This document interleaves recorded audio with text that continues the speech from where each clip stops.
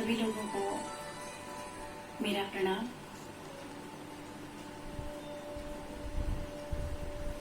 आज हम चर्चा करेंगे कि शनि महाराज को तेल क्यों चढ़ाया जाता है।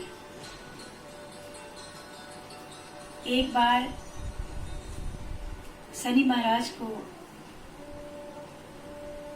अपनी ताकत पर, अपनी शक्ति पर गर्व हो गया, अपनी प्रभुता पर थोड़ा अभिमान हो गया, तो वो जो है उनके मन में आया कि मैं तो सारे देवी देवताओं को भी और बड़े बड़े ऋषि महर्षि राजा कोई भी क्यों न हो, सभी मेरे प्रकोप से डरते हैं। तो उन्होंने हनुमान जी को कहा कि मैं आपके साथ युद्ध करना चाहता हूँ। हनुमान जी कहने लगे, शनि महाराज आप अपना काम कीजिए, मैं तो भगवान का चिंतन करता हूँ, भगवान का सुमिरन करता हूँ, और आप जाइए। लेकिन शनिदेव ने हनुमान जी को ललकारा और कहा, अपने आप को राम का भक्त कहलाते हो और मुझसे डरते हो।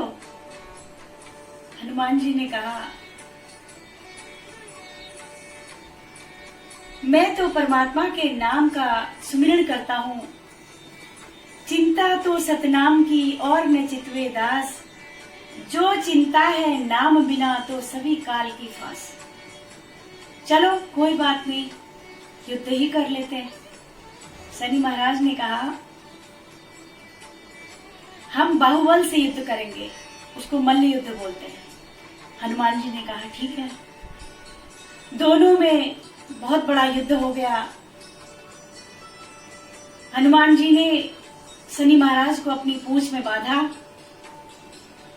और इस डाल से उस डाल में, उस डाल से उस डाल में, इधर से उधर, उधर से इधर पटक पटक करके उनकी बुरी हालत कर दी। जब शनि महाराज को ऐसा लगा कि इन्होंने तो मेरे बहुत बुरे हाल कर दिए, तो वो क्षमा याचना करने लगे कि हनुमान जी आप मुझे माफ कर दीजिए। तो हनुमान जी ने कहा, ऐसे नहीं माफ करूंगा, आपको मुझे वचन देना पड़ेगा। तो वो कहते हैं, शनि महाराज ने कहा कि कौन सा वचन?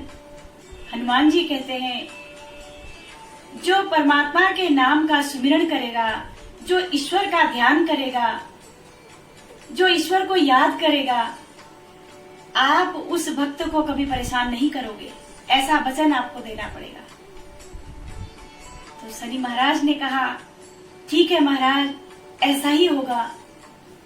मैं उन भक्तों को कभी परेशान नहीं करूंगा जो परमात्मा के चिंतन में लगे रहेंगे, जो ईश्वर को याद करेंगे। मैं ऐसे भक्तों को कभी परेशान नहीं करूंगा। तो हनुमान जी ने उन्हें छोड़ दिया और जाते जाते शनिदेव जी कहने लगे, हनुमान जी आपने तो मुझे इतना मार दिया, मेरे शरीर में इतना दर्द, मेरे घुटनों में दर्द हो रहा है, मेरी हड्डियों में, मेरी पसलियों में बहुत ज्यादा दुखता है, थोड़ा सा मालिश के लिए तेल ही दे दीजिए। तो हनुमान जी ने शनि महाराज को तेल दे दिया मालिश करने के लिए। तब से ये प्रथा चली आ रही है कि हम शनि महाराज को तेल चढ़ाते हैं और हम सोचते हैं कि उनको तेल देने से हमारे कष्ट दूर हो जाएंगे। कष्ट दूर ऐसे नहीं होता। कष्ट दूर तो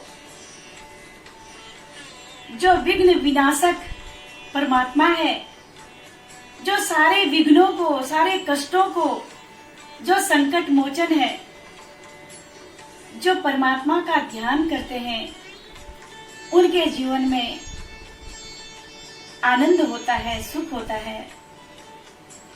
इसीलिए कहते हैं परमात्मा का नाम तो चाहे कैसे ही भी लिया जाए। रामायण के अंदर कहते हैं, भाव कुभाव अनख आलस हूँ,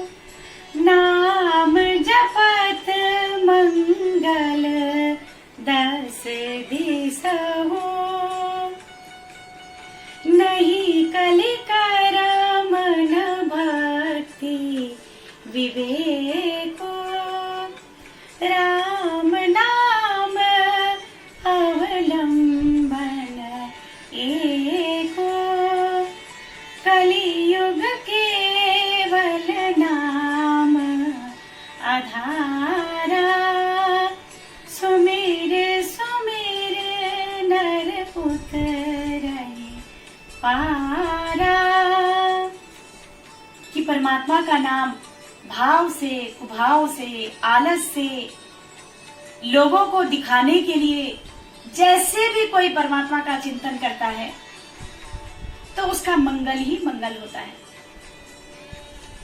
इसीलिए इस कलिकाल के अंदर परमात्मा का नाम ही एक अवलंब है, एक आधार है, और उसी का चिंतन जो भक्त करता है वो सारे बंधनों से मुक्त हो जाता है। तो ऐसे हमारे भगवान हैं जो भक्तों को दुखों से मुक्त कर देते हैं। तो आइए हम और आप भी परमात्मा का चिंतन करें। इन्हीं शब्दों के साथ आप सभी लोगों को मेरा प्रणाम। Like, subscribe and press the bell icon.